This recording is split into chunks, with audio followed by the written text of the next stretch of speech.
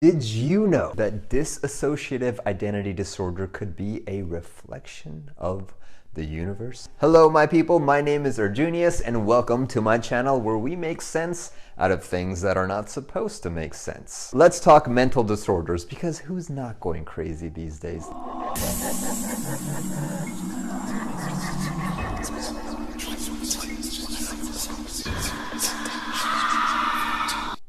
There's actually one disorder that caught my attention the most back in psychology school, and it's called dissociative identity disorder. Formerly known as multiple personality disorder, dissociative identity disorder holds incredible information about our psyche. But did you know that it may explain the structure of our collective consciousness and the universe itself? Get ready for this one, because we are going.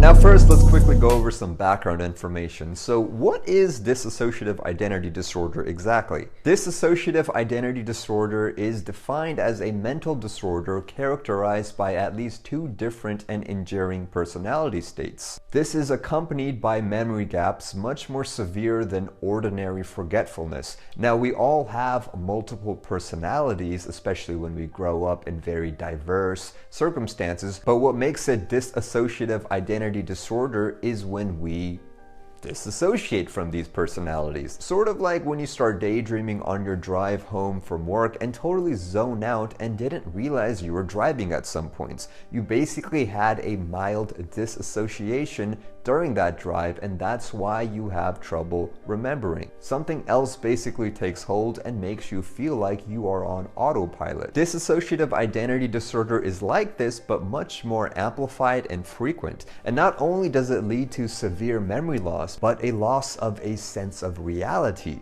a detachment from yourself and from the people around you, anxiety, and quite often, suicide. And this is why it is so important to get to know what exactly is lurking in your unconscious. That way you can actually integrate the shadow of your unconscious together with your conscious and become whole and become a much more synthesized mind capable of fully expressing themselves. If you've ever seen the film Split, the villain of the story showcases the epitome of what it is like to have dissociative identity disorder. And I gotta hand it to James McAvoy. He nails the heck out of his character, just like how you should nail the heck out of that like button.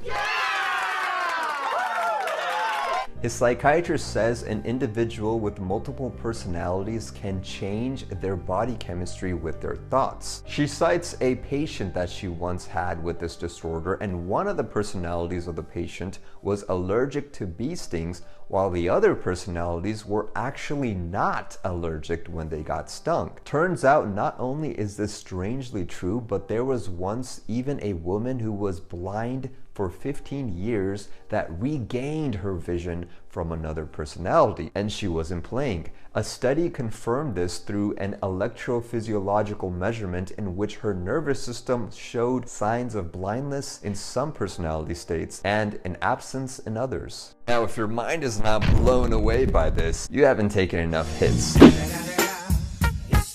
Because how can this physically be possible? Physically, no. Idealistically, yes. Now, here is where we get into the universe, but first we gotta get these prerequisites down. Physicalism is the mainstream view of reality that claims reality is made up of only physical matter. Atoms and molecules are the things that constitute the air, the water, the earth, our bodies, the entire universe. The first problem with this view is that astrophysics has proven that atoms are not these tiny marbles that make up the entire universe. Rather, they are the opposite, just empty space. The second problem is the concept called the hard problem of consciousness that philosophers scrutinize physicalists for. This is the problem of why it is that organisms consciously experience states like heat or the thought about heat, rather than something like a toaster that doesn't consciously feel heat.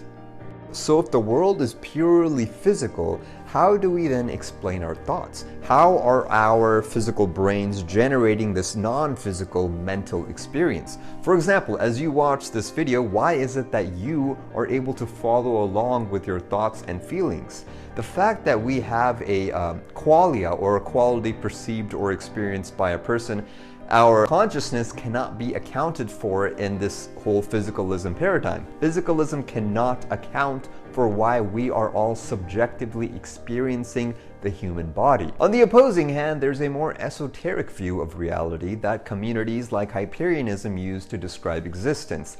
This is called idealism. Idealism says that everything is made up of our mind, meaning that everything we think is physical is just a mental creation, sort of like a dream within a dream. Inception. In other words, the mind is what is mathematically generating the fabric of existence, both collectively on a universal scale and subjectively on an individual scale. My good friend and philosopher Morg says, in this shared dream, your personal frequency contribution is distributed throughout the universe along with the frequencies of every other mind. You can't change things by thinking about them like you can in a personal dream, because the collective dream is formed by the waves of every mind in existence rather than yours alone. This way, the collective dream world is stable and slow to change. If we want change to occur, we must work together to make it happen. Now listen, if you're hearing about idealism for the first time, chances are that you're probably not going to get it from my simplified explanation, because it takes a lot of studying to fully conceptualize it. I mean, it's an entirely different paradigm of perceiving reality and existence than from what we've normally been taught. But if you identify as a physicalist, it's totally okay, but just try to keep an open mind, because we have to look at dissociative identity disorder from the lens of idealism, since it actually does agree with astrophysics, and that matter is just empty space and it has no hard problem of consciousness. Now, like I mentioned, in dissociative identity disorder, our consciousness gives rise to different personas. And each persona legit can have its own physical differences, like allergic reactions, which again, physicalist scientists have a hard time explaining. But now if you think of every earthling on this planet, and even on other planets for the heck of it, we are all just different expressions of the collective consciousness. And as the saying goes, you are the universe expressing itself as a human for a little while. So all of our different bodies that are here communicating and interacting with each other could just be all different versions or different subjective personalities of the universal collective consciousness. Similar to how patients with these dissociative identity disorders claim to hear and speak to the voices of their personalities in their minds. Moreover, though me and you may be part of the collective universal consciousness, I don't know how it would be like to experience reality from your body, just like you wouldn't know how it would be like to experience reality from my body, because we are disassociated from each other. So not only are we all different expressions of the universe, but disassociated expressions of the universe. Thus, one universal consciousness can branch out into many individual minds, or monads. If different personalities, each with their own physical effects on the body and a sense of self, can all occupy a single psyche, then under idealism, this could be the same parallel to how individual consciousness and the collective consciousness are related to each other. If none of that makes sense to you, basically the universe has dissociative identity disorder, and that's why me and you are here. And that is all I got for you guys today. This amazing topic was requested by Paul, so thank you, Paul, for selecting such a profound topic on Patreon.